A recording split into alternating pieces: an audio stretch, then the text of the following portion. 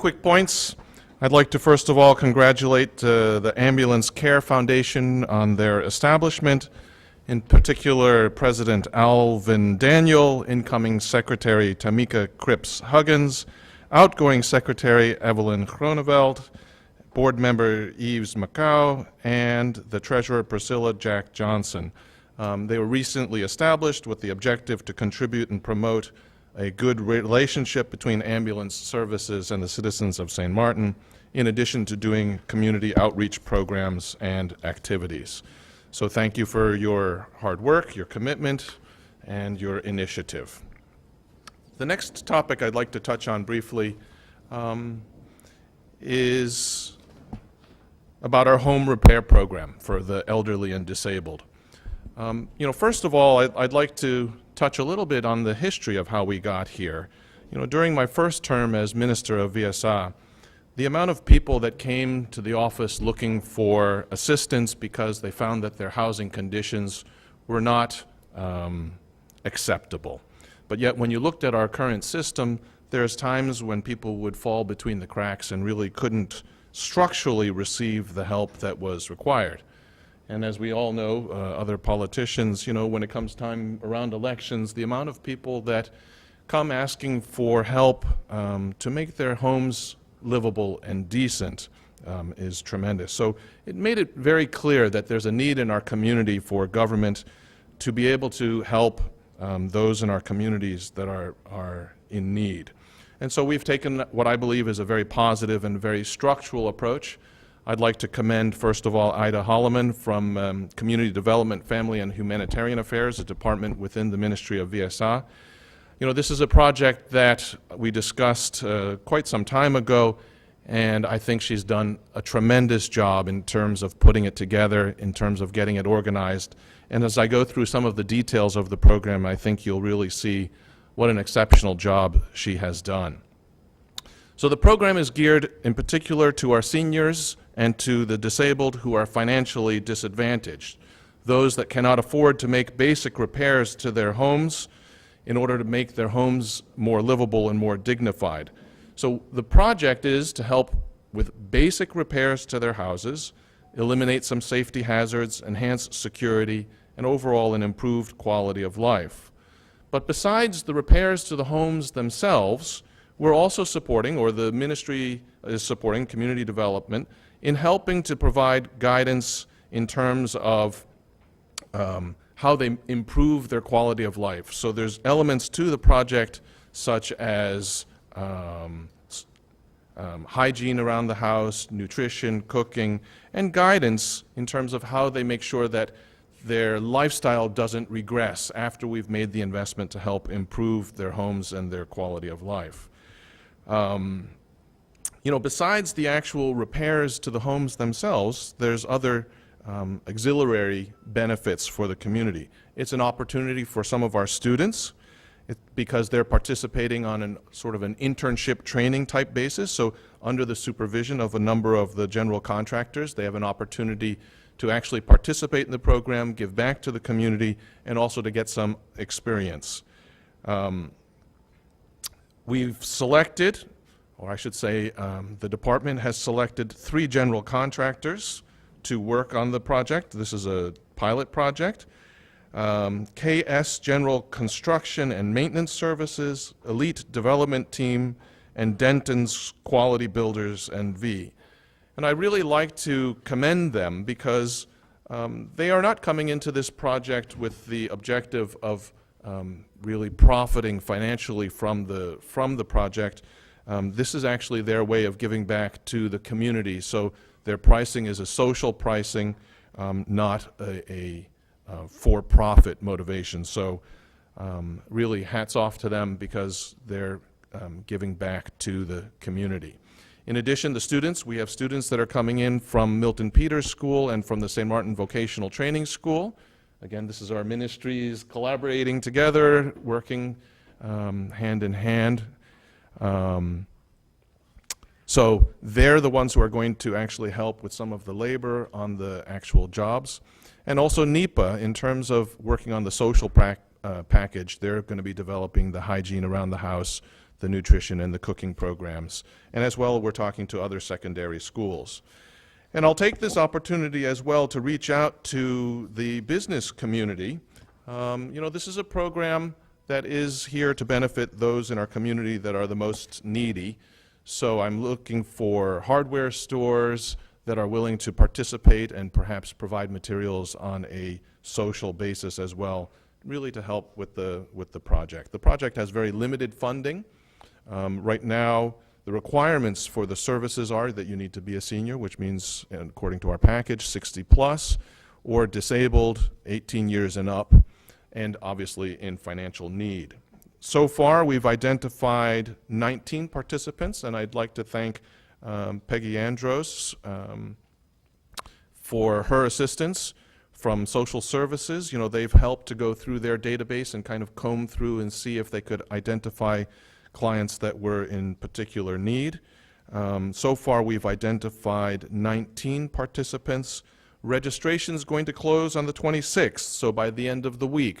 So if there are people that feel that they would qualify for the program, I encourage them to reach out to the Department of Community Development.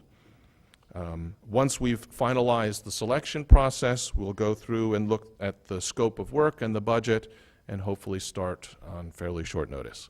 Thank you very much.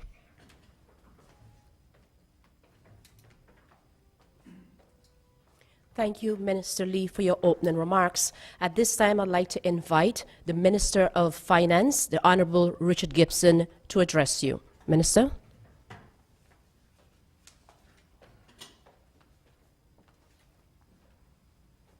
Thank you very much. Good morning, members of the press, colleagues, radio listeners, televiewers.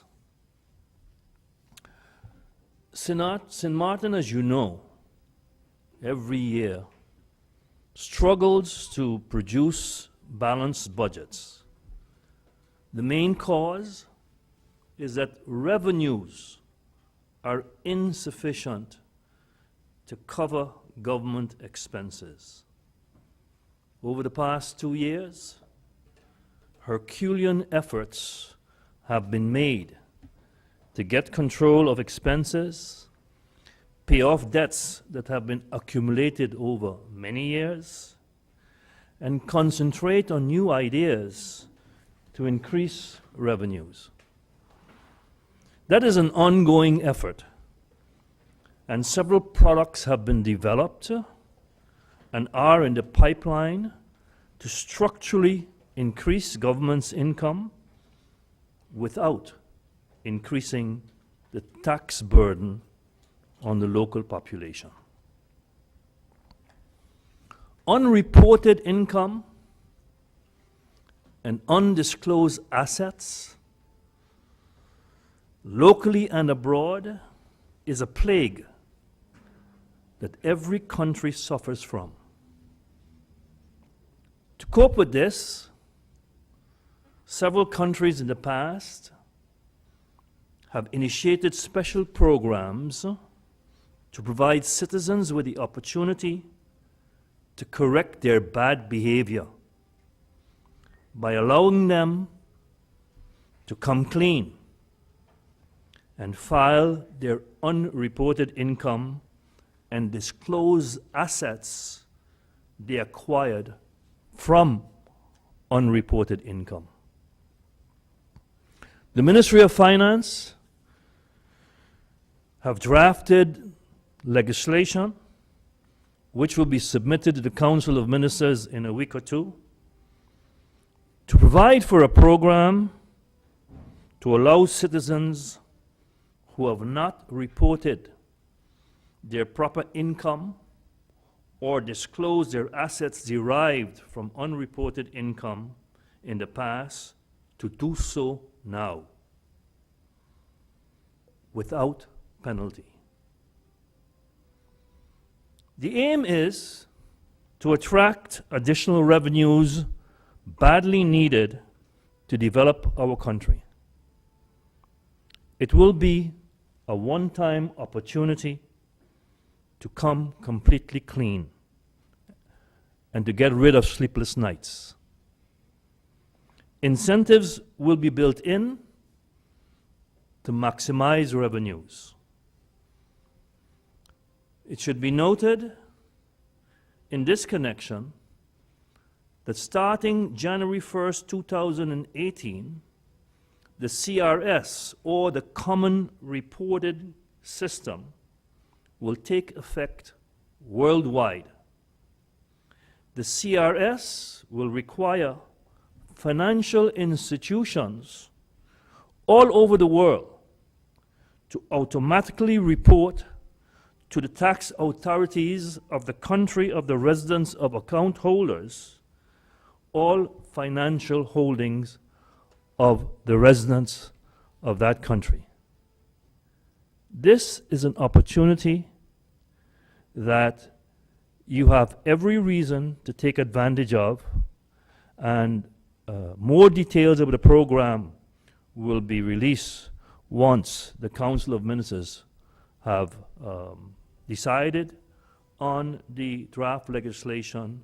But I urge everyone who are having sleepless nights because of their bad behavior in the past, of not reporting properly the income that they have generated, to please do so now and make use of this opportunity. Thank you very much.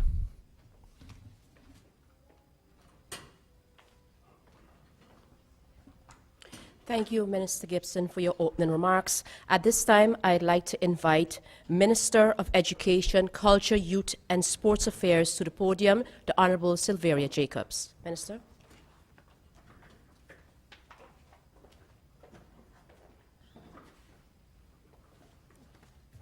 Thank you, Marcia. Good morning. Good morning to my colleagues, those listening or viewing this broadcast, and those in the media. This morning, I must say that I've just left on these 2 mornings, just yesterday and today, a very inspirational session being organized by a committee of care teams under the Division Public Education within the ministry for Cycle 2, Year 4, or Grade 6 students who have recently completed their exams. The motivational day was planned for yesterday, Tuesday, May 23rd, and today, Wednesday, May 24th. The theme for this year's motivational day is Being Dependable Helps You Get the Results You Want. This motivational day is a 2-part event and also consists of a career fair. The career fair is geared towards helping the students to find their path from early on, also inciting ideas on possible future careers. The various stakeholders who have been present over these past 2 days and whom I would like to thank at this moment are the St. Martin Medical Center nurses, sector health departments, Mrs. Georgiana Adriana Henriquez, the ambulance department, fire department, Mr. Cleon Frederick, NIPA, Adriana's Catering, Gaia Nails, St. Martin Tourist Bureau, Mr. Celestine, Mr. Jocelyn Richardson, St. Martin Air Traffic Control, Mr. Walton Holiday, Auto Bev System, and the staff of Division Public Education. The keynote address was delivered by Mr. Lenworth Wilson Jr., educator in his own right, but also a business owner here on St. Martin, in terms of inspiring the students to set goals and be dependable, practice being dependable from now. Also within the ministry, we would like to, as under the sports department, we are endeavoring to keep a good track of our athletes who are representing St. Martin right here and abroad. And just 2 days ago, we welcomed back the Taekwondo team, which traveled to Aruba under Master Liu and came back with 7 golds and 11 silvers. They also took along members of the Special Olympics team and were commended for that, and they were also won Team of the Year, best team of the competition. So congratulations to our Taekwondo athletes and trainers. Also, in highlighting our athletes, Ms. Nicole Irato has been featured in the Department of Sports February's edition of our monthly athlete recognition program.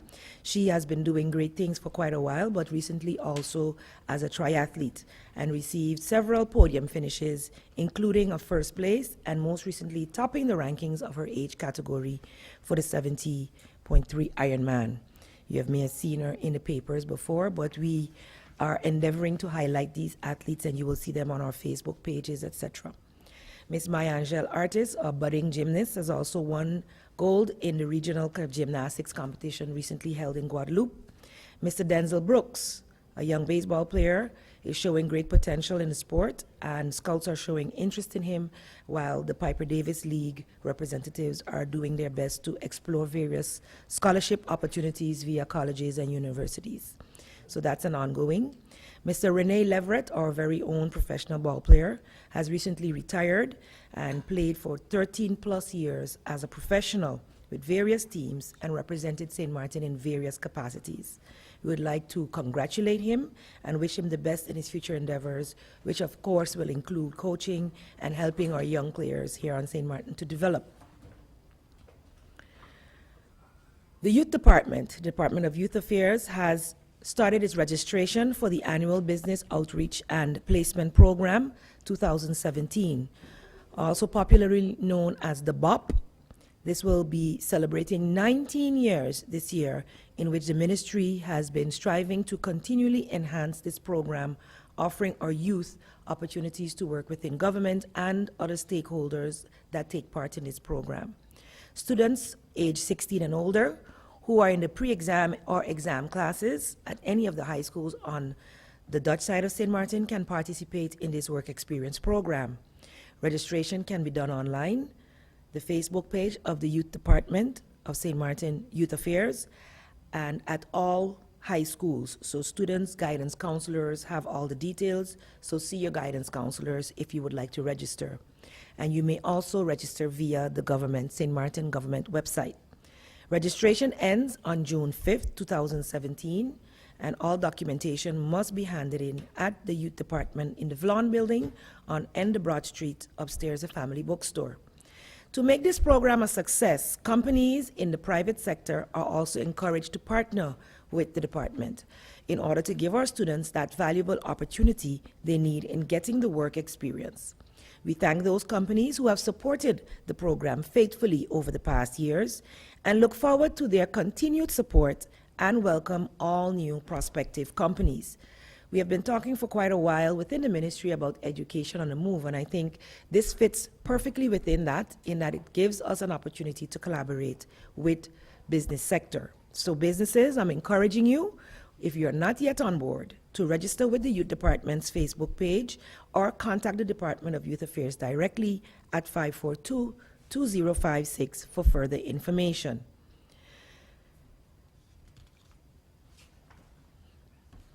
The Student Services Support Services Division, SSSD, usually updates us on when workshops, etc., are being offered, and today is no different.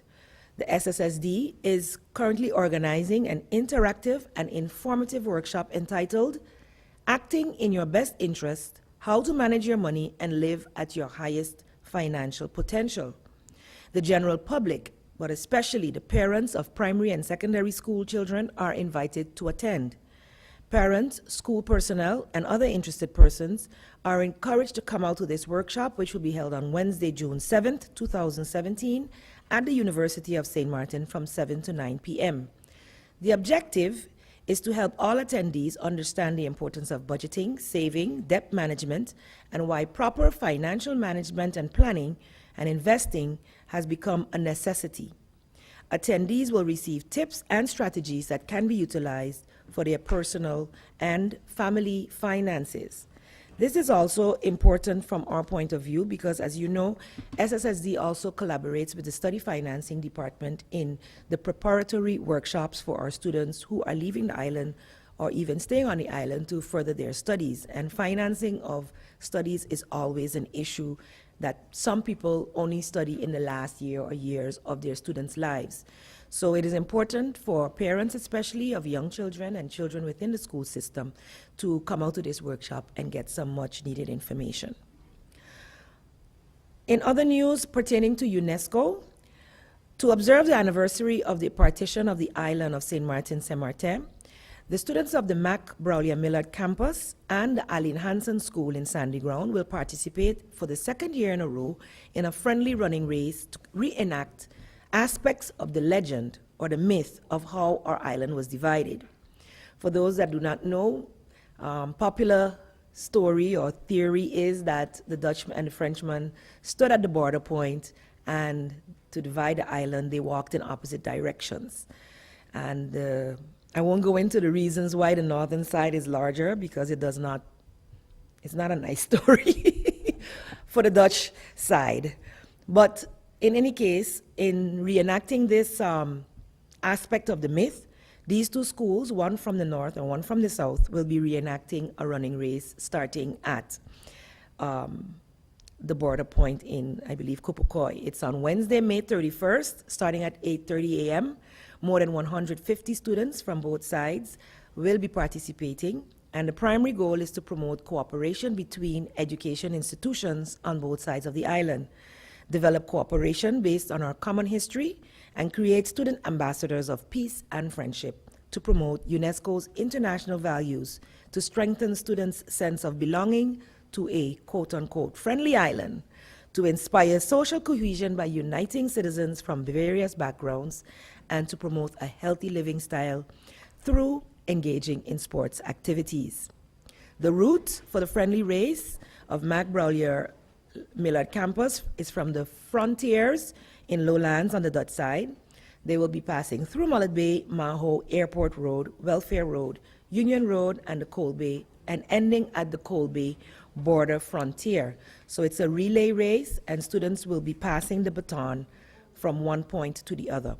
The route for the students of the Eileen Hansen School is from the frontier in lowlands on the French side, through Terabas, Bay Nettle, Sandy Ground, Marigot, Lowtown, and ending at Bellevue, where the Dutch side students will meet them at the border. Afterwards, they will go to the Cultural Center in Sandy Ground, where they will hear a couple of motivational talks and receive refreshments, etc. It's a wonderful experience. I experienced it last year, and Eileen Hansen School on the French side is a designated UNESCO school, and so the initiative came from them, and we're very happy that the Mac Braulier Millard has joined with this initiative, and we look forward to many more such collaborations. I'd like to also take this time to congratulate young Miss Kiara Myers, who is no stranger to performing on the stage, but now she showed her talents through intelligence, speaking ability, etc., in winning the panel discussion to be crowned the Junior Minister of Tourism for St. Martin 2017. She will be representing us in a similar competition with other Caribbean partners in CTO later this year. So we wish her much success in that, and we trust that she will do so with the same great aplomb that she did last week. I must say, though, that it was a team effort. Each school that took part in that competition had teams that consisted of 4 members plus the speaker, and so a lot of preparation and work went into this. So I must thank the St. Martin Tourist Bureau, as well as all of the teachers and coordinators who worked together with these panelists to prepare them, as well as the teams to prepare them for this competition. And with that being said, we are also endeavoring to increase our students' ability to speak. As such, it is not a set part of our curriculum, but we are doing curriculum assessments as we speak to include things that are much more necessary in this day and age for our millennial children. So look forward to hearing how those develop and to be implemented in our schools as we go on. Thank you.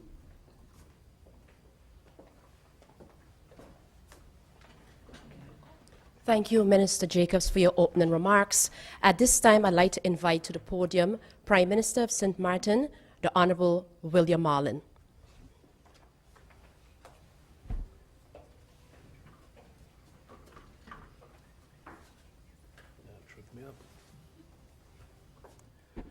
Good morning. Thank you, Marsha. Colleagues in the Council of Ministers, good morning. To members of the media as well, viewers and listeners at home. I'm sure all persons coming to the live press briefing would have obviously seen the reconstruction that is taking place. Not sure if I had mentioned it before, but we have started with the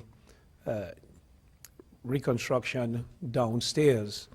On your immediate left when you enter, where we have it cordoned off with plastic, the installation of the booths for the Public Service Center has started. Work is progressing slowly but steadily, as agreed upon with the contractor, and we hope that within soon the Public Service Center can become operational.